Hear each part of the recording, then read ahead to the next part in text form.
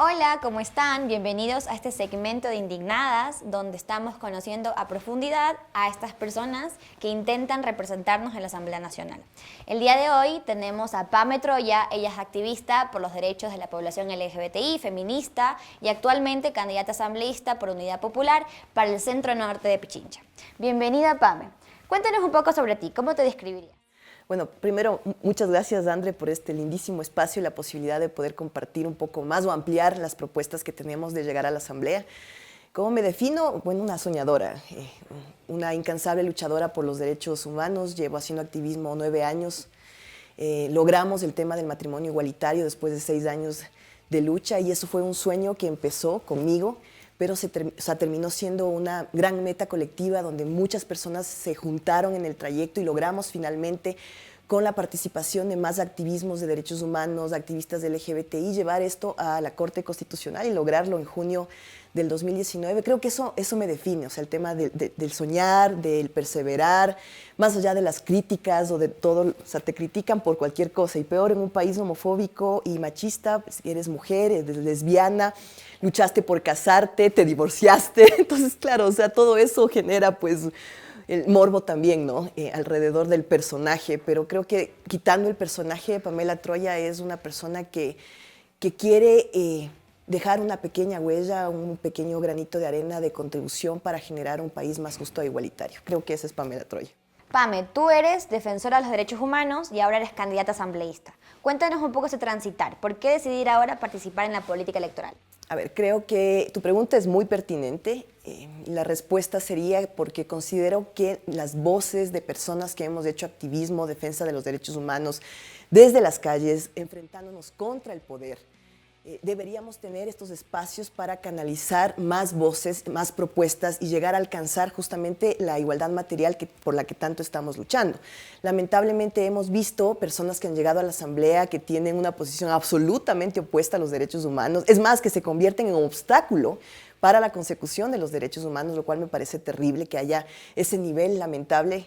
Y la idea justamente es poder llegar para seguir canalizando lo que hemos venido haciendo desde las calles. No veo la Asamblea como una meta, como un fin, veo la Asamblea como un medio para seguir haciendo lo que sabemos hacer, porque la idea de llegar, si la gente nos favorece con el voto, es convertir a la Asamblea en un espacio de puertas abiertas, porque ha sido absolutamente inaudito cómo se hacen las reformas, los proyectos de ley, uno termina enterándose cuando prácticamente está todo elaborado, y hay un margen muy pequeño para generar incidencia y poder colaborar con las reformas y demás. Eso me parece inaudito, no debería ser así el trabajo de la Asamblea, al contrario, debería ser participativo, con la ciudadanía, es lo que esperamos hacer, al menos en mi caso, de llegar a la Asamblea. Lo que aspiro justamente es tener la colaboración, como así fue la construcción de las propuestas con las que vengo, o sea, no es que vengo con las manos vacías. Pamela Troya llega con 16 propuestas legislativas que están en www.pamelatroya.com y fueron hechas de manera colaborativa, participativa, con colectivas y organizaciones feministas, activismos LGBTI,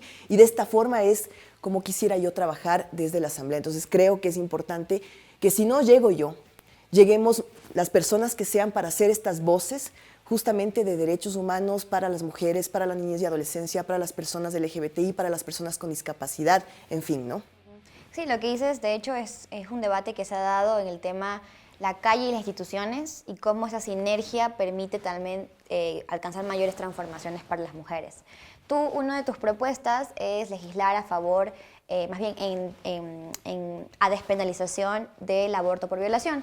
¿Qué otras propuestas, cuál va a ser tu agenda legislativa? Bueno, como te dije, y espero que la gente pueda entrar y revisar www.pamelatroya.com, todas estas propuestas legislativas, que son 16, o sea, me faltarán los 4 años de llegar, esto es un trabajo a largo aliento, y la idea es justamente, estas 16 propuestas están encaminadas a derechos de mujeres, niñez y adolescencia y personas LGBTI. Tú tocaste una de estas propuestas, que es la despenalización del aborto. Mi propuesta es despenalizar absolutamente el aborto por toda causal, es decir, que podamos interrumpir el embarazo. La maternidad no deseada. Exactamente. Lo que pasó en Argentina, terminamos el 2020 con una ley que interrumpe el embarazo hasta la semana 14 y no existe ninguna causal para que sea un impedimento, y creo que esta marea verde es un ejemplo para América Latina. Hay un dato que me parece absolutamente abismal con respecto a Ecuador, y es que Argentina despenalizó el aborto por violación en 1922. 1922, es decir, Ecuador está casi 100 años atrasado con respecto al tema del aborto por violación. Lo que conquistó Argentina, como te digo, ya es una interrupción total del embarazo hasta la semana 14. Entonces, lo que proponemos es al menos alcanzar este medio. O sea, a mí me parece terrible que grupos conservadores y grupos de derechos humanos no podamos alcanzar este medio que me parece que debería ser el acuerdo que tengamos. Es decir, si una niña, adolescente o mujer ha sido violada, tenga la opción de decidir qué hacer con respecto a ese embarazo después de haber sido objeto de un trauma como es el tema de la violación. Lamentablemente esto no ha pasado. La Asamblea tuvo 2 oportunidades históricas para aprobar el aborto por violación, la última no hace mucho y solo nos faltaron 5 votos y fue lamentable la posición de la Asamblea en un país donde, por ejemplo, los datos del INEC te arrojan que cerca de 17.500 niñas menores de 14 años están obligadas a parir desde el 2009 hasta el 2016 y la mayoría fruto de violación, es decir, son los entornos familiares que se supone deben proteger a esas niñas y adolescentes, padres, abuelos, primos, tíos, parientes en general, son los que causan este gran dolor y esta violación.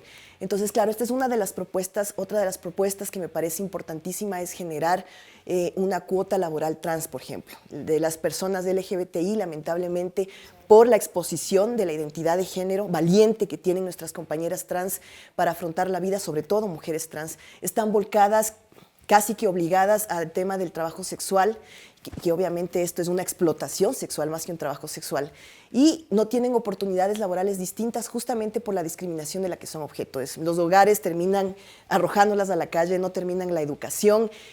Obviamente sin nivel educativo avanzado es difícil encontrar trabajo, peor aún con el tema de la pandemia que ha endurecido terriblemente la situación laboral y económica de la gente en general y más aún de las poblaciones que hemos sido tradicionalmente discriminadas. Entonces Argentina sigue siendo para mí un gran ejemplo. Argentina, toma en cuenta, fue el primer país en América Latina en conquistar el matrimonio igualitario. Viene a ser uno de los países importantísimos en el tema de la lucha por la despenalización del aborto y viene a ser un ejemplo también en la cuota laboral trans. Hace poquísimos meses justamente el gobierno de Argentina sacó este decreto obligando al sector público a que exista una cuota del 1% y que el tema de la falta de educación o capacitación no sea un pretexto y al contrario se acompaña a las personas trans para que puedan capacitarse y terminar sus estudios. Esa es una de las propuestas.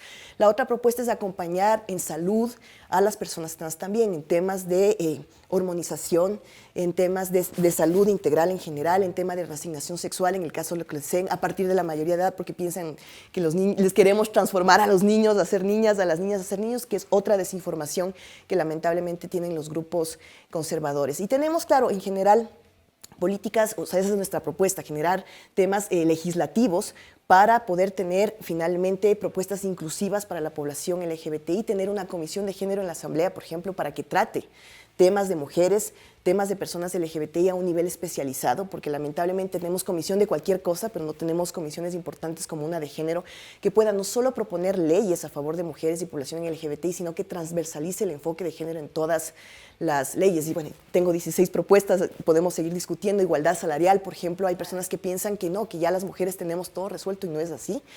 Hay todavía una brecha del 20% con respecto al salario de mujeres frente a hombres. Sobre todo en la empresa privada. Totalmente. Claro, en el sector público, digamos, puedes equiparar, pero en el sector privado es la discrecionalidad de los dueños de las empresas. Entonces, estamos pensando justamente también en el tema de la violencia. ¿Qué pasa con las mujeres que están siendo víctimas de violencia por parte de sus parejas dentro de los hogares, pero no pueden salir de esa violencia porque no tienen los recursos económicos? Que eso es un tema, una variable importante. Entonces estamos proponiendo una ley que apoye económicamente a las mujeres para salir de estos entornos de violencia, obviamente con temas psicológicos y demás. ¿Y qué pasa con las niñas, niños y adolescentes cuyo padre asesinó a su madre y el padre obviamente está en la cárcel y la mujer fue víctima de femicidio?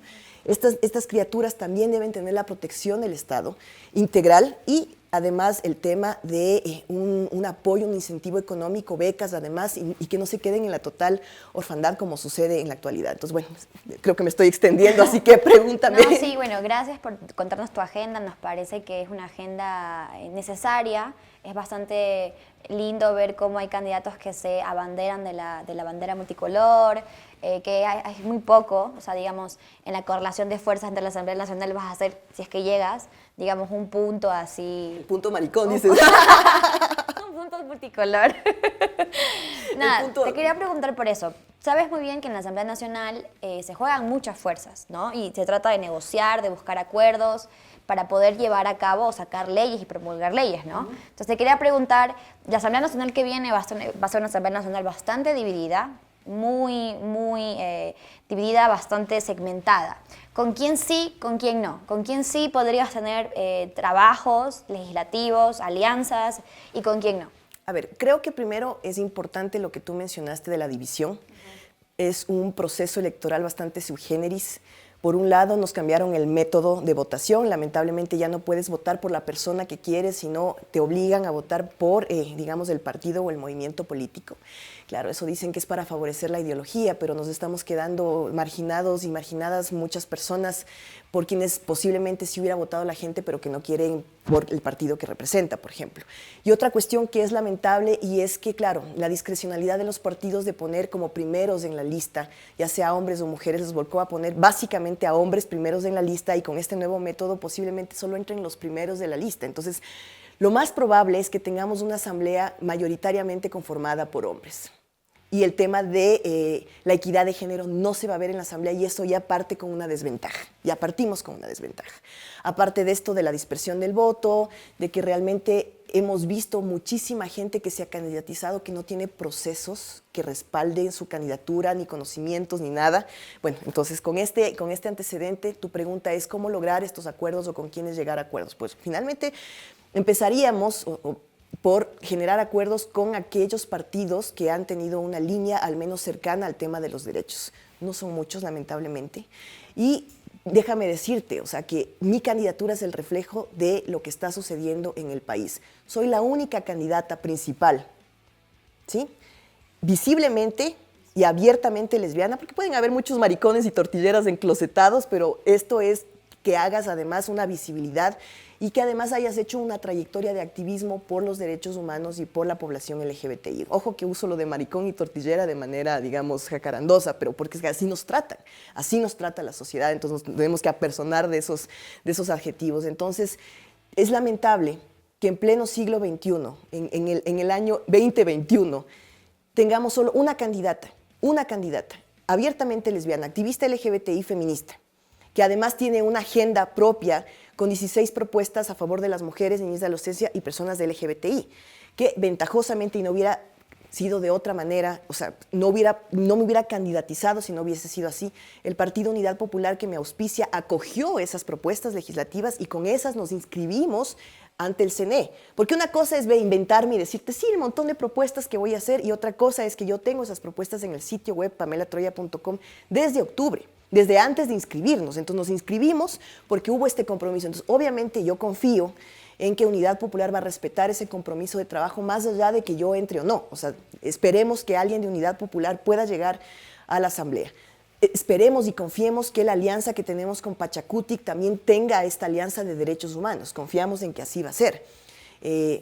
Porque fue lamentable, por ejemplo, la posición de Pachacutic, y eso hay que decirlo públicamente, en el tema de la despenalización del aborto. Esperábamos contar con esos votos y el rato del rato no. Entonces es una crítica, además, una crítica hacia nuestros propios partidos y movimientos que supuestamente nos representan. O sea, ¿qué fuerzas de poder están ahí machacando para impedir que haya estos avances en los derechos? Entonces hay que cuestionarse, ¿será que vuelve a pasar esto con Pachacutic? Habrá que denunciarlo públicamente si esto sucede. Me gusta mucho esto que dices porque pone en debate ahora el tema de cómo funcionan los partidos a la interna y cómo funcionan los movimientos políticos a la interna. A veces parece que fuesen homogéneos, pero hay muchas fuerzas adentro. Totalmente. Mira, yo, por ejemplo, puedo festejar y puedo congratularme abiertamente, y lo he dicho en todo espacio, que he podido con Unidad Popular, porque se arriesgó a tener una candidata lesbiana, activista LGBTI, y se arriesgó a acoger todas mis propuestas. Es decir, Unidad Popular está abogando por el tema de la despenalización del aborto por violación, por todas las propuestas que te he mencionado de inclusión para las personas LGBTI,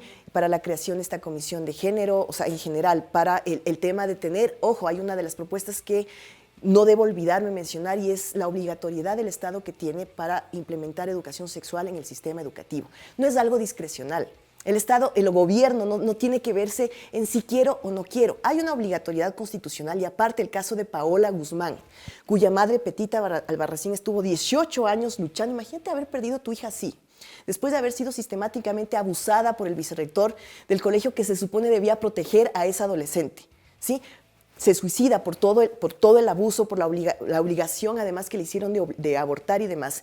La madre pasa 18 años abanderándose de limpiar la imagen de su hija y de que haya justicia, y finalmente esto llega al Sistema Interamericano de Derechos Humanos, y la Corte Interamericana de Derechos Humanos falla en contra del Ecuador.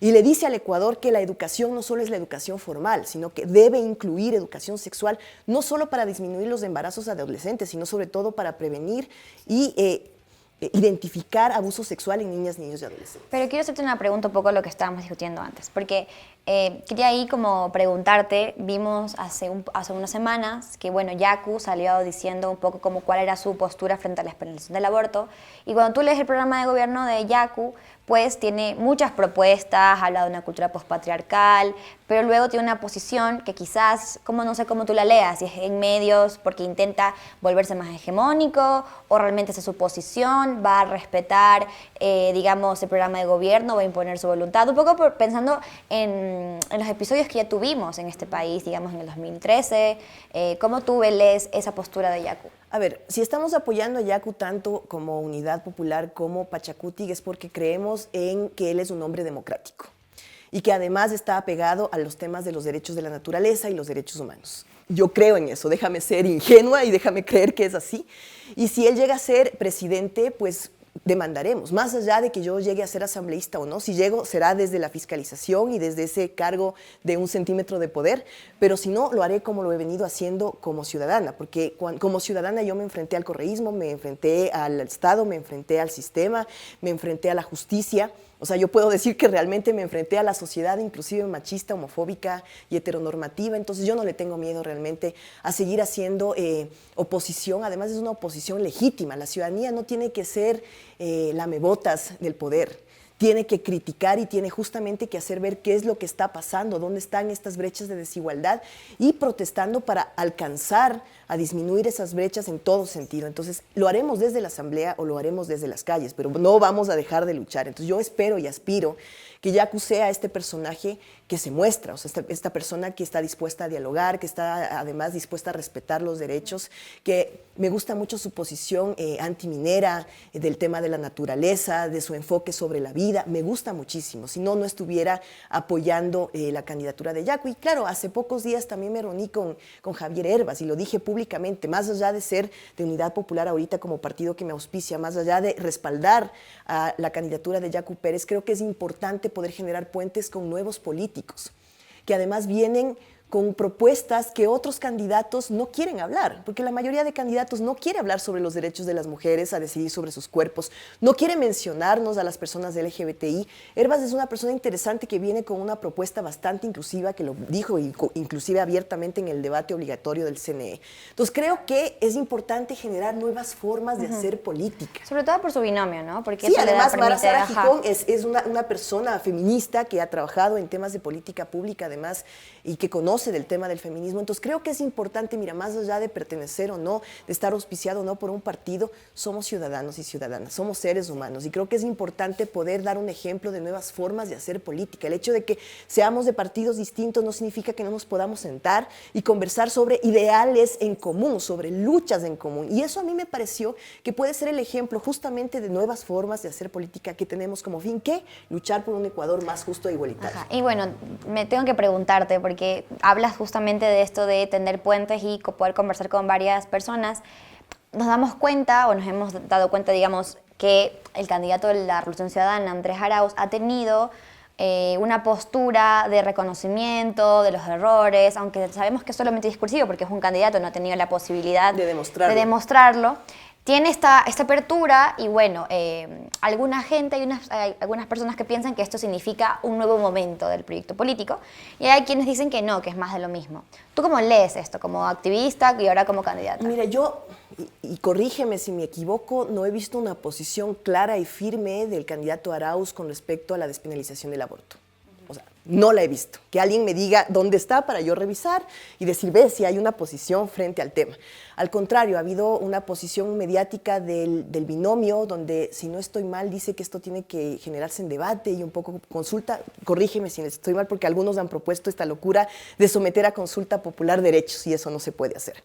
Entonces, claro, mira, El correísmo ya demostró cuando estuvo en el poder, y además un poder hegemónico, porque tenía a cargo básicamente la cooptación de todas las funciones del Estado, entre esas la Asamblea, y tuvo el momento histórico para despenalizar el aborto, recordemos en el 2013.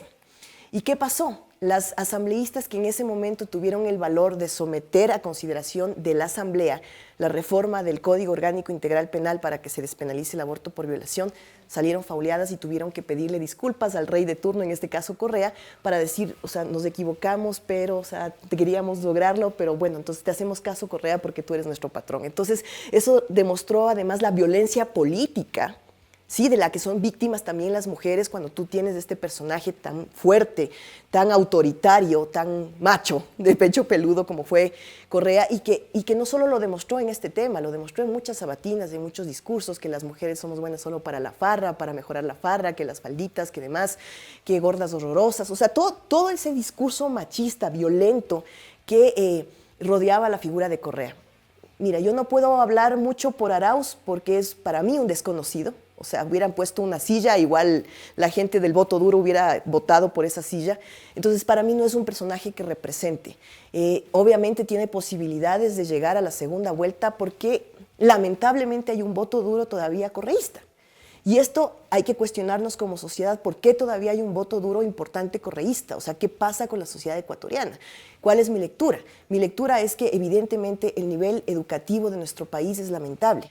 Y a los políticos les conviene justamente que no haya una gente que genere pensamiento crítico, que cuestione lo que está pasando, para seguir votando por los mismos, para tener el nivel político deplorable que tenemos y que el populismo, que cualquier mentira, pues la gente obviamente se la cree y dice, no, pues este candidato, por este tengo que votar porque me va a resolver la vida. Este sentimiento mesiánico, además, que tenemos como sociedad de que viene el líder y nos resuelve, cuando somos como ciudadanía quienes debemos justamente demandar para que resuelvan y que cuenten con la participación de la ciudadanía para hacerlo. Entonces, claro, el correísmo en ese sentido inclusive también tuvo un apogeo económico impresionante.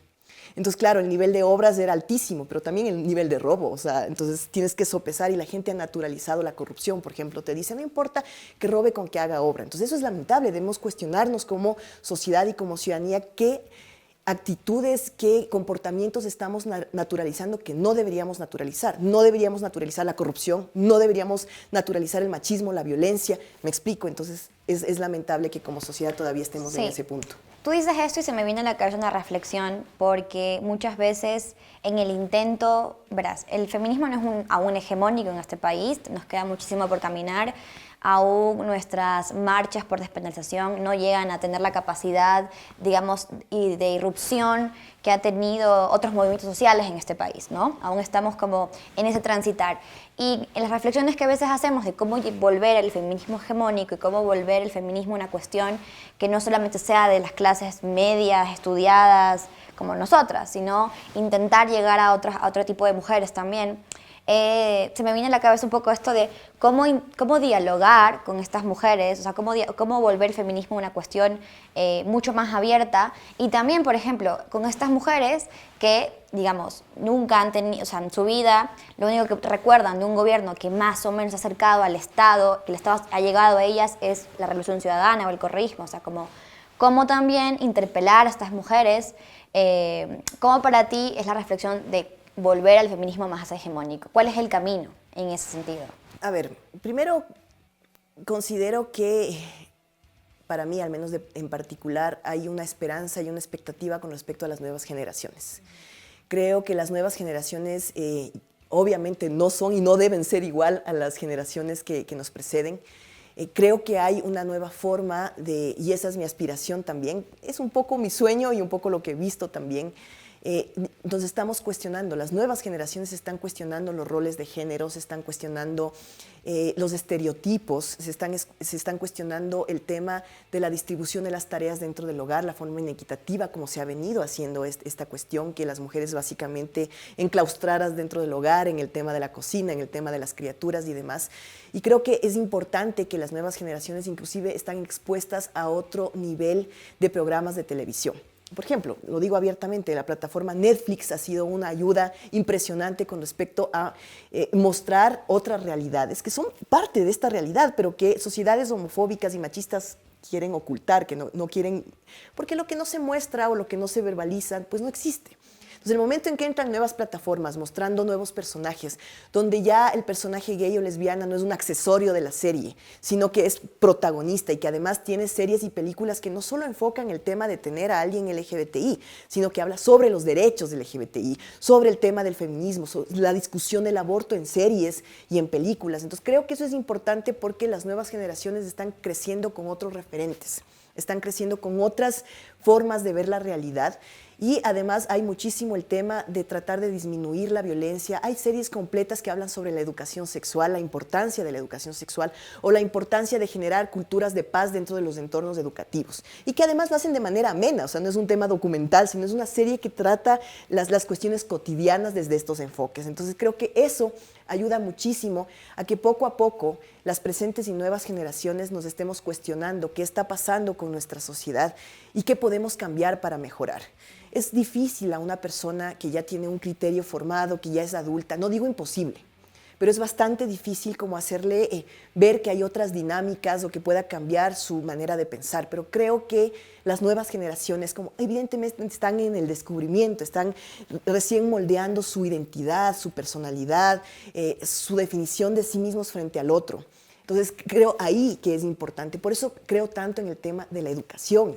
Y por eso también cuestiono por qué países como los nuestros tienen niveles educativos tan paupérrimos, porque justamente les conviene, o sea, al poder le conviene a la política tradicional que tengamos esos niveles educativos bajos, porque el momento en que empiezas a invertir en la educación empiezas a tener gente que cuestiona. Gente además que quiere seguir avanzando dentro de sus dinámicas, que quiere progresar de otras maneras, que encuentra además dentro de la educación una herramienta para avanzar. Porque imagínate, o sea, una persona que está viviendo en pobreza, que no puede acceder a educación, va a continuar en esa pobreza. Es muy difícil estos ejemplos de, ay, yo era el de los 11 hermanos y cogí y ahora soy millonario. O sea, estos ejemplos no son la cotidianidad, ¿me explico? O sea, el pobre no es pobre porque quiere. Hay muchas variables que hacen que esa persona se quede en esa pobreza y hay también factores que obligan a que esa persona se quede en ese nivel de pobreza. Entonces, cuando tú dices qué hacer para que poco a poco estas formas de pensar que lo que buscan y estas formas de lucha que lo que pretenden es igualdad, ¿sí? El conquistar derechos, pueda ser algo que se masifique, más que ser una cuestión hegemónica, que se masifique, que sea cada vez más naturalizado el querer ser tratado con dignidad como ser humano. Le apuesto a las nuevas generaciones. Por eso creo importantísimo que tomen en cuenta las y los candidatos, que hay una votación importantísima joven que puede voltear el tablero electoral y si no es ahora, será en 2 años cuando sean las elecciones para alcaldes y será o en 4 años más cuando nuevamente vayamos a escoger presidente o presidenta y asambleístas y ojalá tengamos una asamblea mayoritariamente o al menos equitativamente conformada por mujeres. Entonces, como te dije, soy una persona soñadora. Más allá de cualquier dificultad que he tenido en la vida, creo que el soñar de forma positiva un futuro mejor es el que me ha mantenido de pie. El poder pensar que otras realidades, insisto, de una sociedad más justa e igualitaria es posible, me ha mantenido de pie. Y como te digo y repito esto, la asamblea para mí no es un fin, es un medio. Y llegaremos a tener acuerdos con los bloques que permitan este tema y si no, para eso está la ciudadanía. Porque, insisto, yo voy a construir estas leyes o estas reformas de leyes con la participación ciudadana. Y hemos visto cómo la injerencia y la presión social, la presión de la ciudadanía, logra cambios impresionantes. Así que seguiremos, si no es desde la asamblea, desde la calle, luchando para tener un país más justo e igualitario. Te agradezco mucho, Pame, por tu tiempo. Tienes unos 20 segundos a la cámara para que puedas decir tu mensaje final. Bueno, ella es Pame Troya, así que adelante. Bueno, Andrea, muchísimas gracias por el espacio. Indignadas me ha parecido un segmento maravilloso para poder conversar sobre estas temáticas tan importantes. Yo creo que la ciudadanía tiene un gran derecho de ejercer la democracia representativa, pero también una gran responsabilidad de escoger bien a la gente que nos represente. En este caso, como bien lo dijo Andrea, soy candidata por Unidad Popular en Pichincha, para asambleísta de Pichincha, del distrito Centro Norte, así que si realmente tú crees que las mujeres debemos decidir sobre nuestros cuerpos, que la orientación sexual y la identidad de género no deben ser una razón para discriminar a nadie, que es importante que tengamos educación sexual en las aulas, no solo para prevenir los embarazos adolescentes, sino para prevenir e identificar el abuso sexual en niñas, niños y adolescentes, vota por Pamela Troya. En la papeleta amarilla busca La lista 2, vota todo 2, piensa distinto, vota diferente. Gracias, Pame. Gracias a ti.